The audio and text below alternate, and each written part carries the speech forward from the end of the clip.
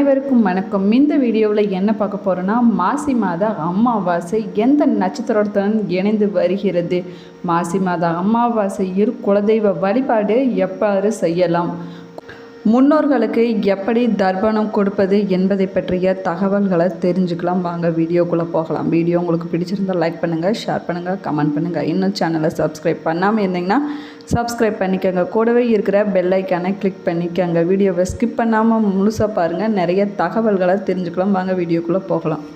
பொதுவாக மாசி மாத அமாவாசையில் தர்ப்பணம் கொடுப்பதால் நம்முடைய முன்னோர்கள் மன திருப்தி அடைந்து நமக்கு ஆசி வழங்குவதுடன் அவர்கள் செய்த பாவங்கள் நீங்கி அவர்களுக்கு முத்தி கிடைக்கும் என்றும் சொல்லப்படுகிறது. இந்த ஆண்டு மாசி மாத அமாவாசையானது பிப்ரவரி 27ஆம் தேதி வியாழக்கிழமையன்று வருகிறது. அன்று காலை 9:02 மணிக்கு தொடங்கி பிப்ரவரி 28ஆம் தேதி காலை 7:17 வரை அமாவாசை திதி இருக்கிறது. இந்த ஆண்டு மாசி மாத அமாவாசை அவிட்டம் நட்சத்திரத்துடன் இணைந்து வருகிறது. அவிட்டம் நட்சத்திரத்துடன் இணைந்து வரும் மாசி அமாவாசையில் தர்ப்பணம் கொடுப்பது பித்ருக்களுக்கு அளவற்ற மகிழ்ச்சியை கொடுக்கும் என்றும் சொல்லப்படுகிறது. அதே போல இந்த நாளில் அன்னம், தண்ணீர் ஆகியவற்றை தானம் செய்வதால் 16,000 ஆண்டுகள் பித்ருக்களை சித்தார்த்தம் செய்த திருப்தியான பலன் கிடைக்கும் என்றும் சொல்லப்படுகிறது. அதுவும் இந்த ஆண்டு மகா சிவராத்திரி கொண்டாட்டத்தின் முடிவாக மாசி மாத அமாவாசை வருகிறது. சிவ வழிபாடு செய்து சிவனின் அருளை பெற கையோடு முன்னோர்களுக்கு தர்ப்பணம் கொடுத்து அவர்களின் ஆசியை பெற்றால் பித்ரு தோஷங்களிலிருந்து விடுபட முடியும் என்றும் கூறப்படுகிறது. அது மட்டுமின்றி மாசி மாத அமாவாசை என்று விரதத்தை கடைபிடித்து முன்னோர்களை மனதார நினைத்து வழிபடுவது ரொம்பவே நல்லது. மேலும் நம்மால் முடிந்த அளவிற்கு தான தர்மங்களை செய்ய வேணும். அப்பொழுது தான் முன்னோர்களின் ஆத்மா சாந்தி அடையும்னு சொல்லப்படுது. மற்றவர்களின் பசியை போக்கவும் அவர்களுக்கு வேண்டிய உதவி செய்யும் வகையிலும் தான் தானம் அளிப்பது முன்னோர்களுக்கு மன நிறைவை தரும் என்றும் சொல்லப்படுகிறது. இதனால் நமக்கு நிறைவான வாழ்க்கை அமையும்.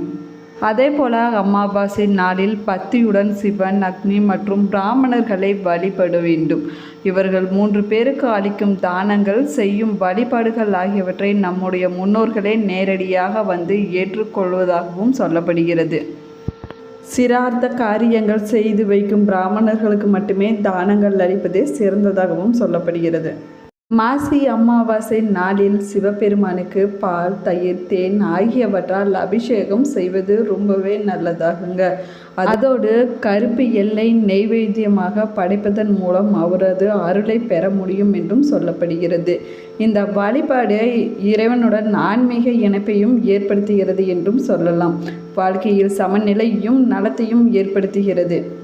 அதே போல் அமாவாசை சனி பகவானுக்குரிய நாளாகவும் சொல்லப்படுது. அந்த நாளில் அவரை மலர், கருப்பு எள், கடுகு எண்ணெய், கருப்பு துணி ஆகியவற்றை சனி பகவானுக்கு சமர்ப்பித்து வழிபடுவது ரொம்பவே நல்லது. மேலும் சனி பகவான் கோவிலுக்கு சென்று அவருடைய அருளை பெறுவது ரொம்ப நல்லதுன்னு அன்றைய நாளில் சொல்லப்படுது. இது வாழ்க்கையில் ஏற்படக்கூடிய எதிர்பாராத தடைகள் மற்றும் சிக்கல்களை நீக்கி முன்னேற்றத்தை கொடுக்கும் என்றும் சொல்லப்படுது. நம்முடைய முன்னோர்கள் பரம்பரையாக வழிபட்டு வந்த குல தெய்வத்தை ஆண்டுக்கு ஒரு முறையாவது போய் கும்பிட்டு வந்தால் நோய்கள் தீரும், கஷ்டங்கள் காணாமல் போகும் என்றும் சொல்லப்படுது. வருடத்திற்கு ஒரு முறையாவது குலதெய்வ கோயிலுக்கு சென்று குலதெய்வ வழிபாடு செய்வது மிகவும் நல்லதாகும். அதே போல் குலதெய்வத்தை யார் ஒருவர் விடாமல் தொடர்ந்து வழிபாடு செய்து வருகிறார்களோ அவர்களுக்கு வேண்டிய வரங்கள் அனைத்தும் கிடைக்கும் என்றும் சொல்லப்படுது. எனவே தான் நம்பியவர்களுக்கு தர்மராசா, நம்பாதவர்களுக்கு யமராசா என்ற சொல் வழக்கத்தில் இன்றளவும் இருந்து வருகிறது. குலதெய்வ வழிபாடு என்பது மிக முக்கியமான ஒன்றாகும். ஒவ்வொரு குடும்பத்தினருக்கும் ஒவ்வொரு குலதெய்வங்கள் இருக்கின்றன. தொழில், படிப்பு காரணமாக வெவ்வேறு ஊர்களில் இருக்கிறவர்களை ஒன்று சேர்த்து வழிபடும் விழாவாக குலதெய்வ வழிபாடு பார்க்கப்படுகிறது. மாசி மாதத்தில் குடும்பத்தில் உள்ள அனைவரும் குலதெய்வ வழிபாடு செய்வதன் மூலமாக குலதெய்வத்தின் அருள் பரிபூரணமாக கிடைக்கும் என்றும் சொல்லப்படுது. அதே போல ஒருவருடைய ஜாதகத்தில் எந்த ஒரு குறையும் இல்லாத நிலையில் ஒரு மனிதனுக்கு பாதிப்புகளும் பிரச்சனைகளும் வருகிறது என்றால் அதற்கு குலதெய்வத்தை வழிபடாது ஒன்றேதான் காரணம் என்றும் சொல்லப்படுகிறது. அதே போல கிரகங்களின் நல்ல பலன்களும் முழுமையாக ஒருவருக்கு பலன் தர வேண்டுமென்றால் குலதெய்வத்தின் அனுகிரகம் மிக மிக முக்கியம் என்றும் சொல்லப்படுகிறது. அதே போல் குடும்பத்தில் தொடர்ந்து அபசகுணங்கள் நடந்தாலோ, திருமண தடைப்பட்டாலோ, புத்திர பாக்கியம் இல்லாமல் போனாலோ, ஏதேனும் ஒரு தீமை ஏற்பட்டாலோ குலதெய்வம் கடும் கோபத்தில் இருப்பதாகவும் கூறப்படுகிறது. ஒருவரது வம்சாவளியிலிருந்து வரும் தாத்தா, பாட்டி, தாய், தந்தையர் போன்றோர்கள் குலதெய்வத்திற்கு செய்ய வேண்டிய வருடாந்திர பூஜையை முறையாக செய்ய தவறினாலும், குலதெய்வத்தை அடியோடும் மறந்து வேறு இஷ்ட தெய்வத்தை மட்டும் வணங்கி வந்தாலும் குலதெய்வ கோயிலுக்கு செல்வதை மறந்து விட்டாலோ குலதெய்வத்தின் சாபம் நிச்சயமாக ஏற்படும் என்றும் சொல்லப்படுகிறது. இந்த சாபம் முடிந்து நமது சந்ததியருக்கு இது தொடராமல் இருக்க சாப நிவர்த்தி செய்வது மிக மிக அவசியம். எனவே ஆண்டுக்கு ஒரு முறையாவது குலதெய்வ கோவிலுக்கு சென்று குலதெய்வத்தை வழிபடுவது ரொம்பவே நல்லது.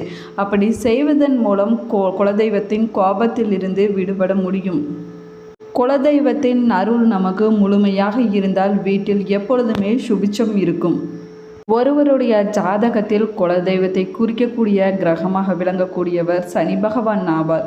அதன் அடிப்படையில் ஒருவருடைய ஜாதகத்தில் சனி பகவான் இருக்கின்ற வீட்டில் இருந்து 6வது வீட்டில் புதன், சந்திரன், சூரியன் ஆகிய கிரகங்கள் இருந்தால் அந்த ஜாதகதாரருக்கு குலதெய்வ சாபம் இருக்கிறது என்பதை நாம் தெரிந்து கொள்ளலாம். தெரிந்து கொண்ட பிறகு நம்முடைய குலதெய்வம் யார் என்பதை அறிந்து கொண்டு குலதெய்வ சாப பரிகாரம் என்பது மிக மிக எளிதாக இருக்கக்கூடியதாகும். நம் முன்னோர்கள் எந்த வழியில் குலதெய்வத்தை வணங்கினார்களோ அந்த வழியில் முறைப்படி நாமும் வணங்க வேண்டும். நமது தவறுகளை குலதெய்வத்திடம் சொல்லி மன்னிப்பு கேட்டால் குலதெய்வம் மனமிறங்கி நம்மளை மன்னித்து அந்த சாபத்தில் இருந்து நீக்கும் என்றும் கூறப்படுகிறது. அதே போல ஒருவருடைய குடும்பம் தலைக்க குலதெய்வ வழிபாடு ரொம்ப ரொம்ப அவசியமாகும்.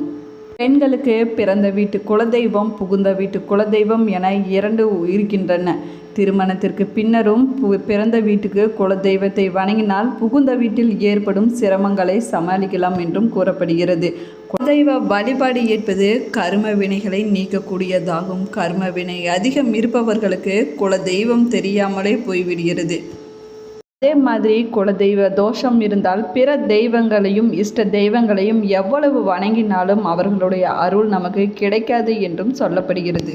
போல நம்முடைய குலதெய்வத்தை ஆண்டுக்கு ஒரு முறையாவது குடும்பத்தில் உள்ள அனைவரோடும் சேர்ந்து குலதெய்வ வழிபாடு செய்வது, பொங்கல் வைப்பது போன்றவற்றை செய்வதன் மூலம் குலதெய்வம் மனமகிழ்ச்சி அடையும் என்றும் கூறப்படுகிறது. இப்படி செய்வதன் மூலம் முன்னோர்களின் ஆசியும் பரிபூரணமாக கிடைக்கும் என்றும் கூறப்படுகிறது.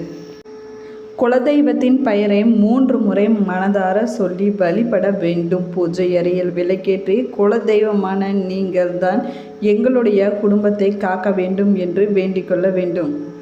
எப்பொழுதுமே எங்கள் வீட்டில் தங்கி அருளாசியை வழங்க வேண்டும் என்ற பிரார்த்தனையை முன் வைத்தாலே குலதெய்வத்தின் பரிபூரணமான அருள் கிடைத்துவிடும் என்றும் சொல்லப்படுகிறது. சில பேருக்கு பார்த்திங்கன்னா குடும்பத்தில் குலதெய்வத்தோட கோபம், குலதெய்வத்தோட சாபம், குலதெய்வம் வீட்டில் இல்லை, குலதெய்வம் கோவிலுக்கு செல்வதற்கு தடையாக இருக்கிறது, வீட்டில் சுபகாரிய தடைகள் என்ற பிரச்சனை எல்லாம் இருக்கும்.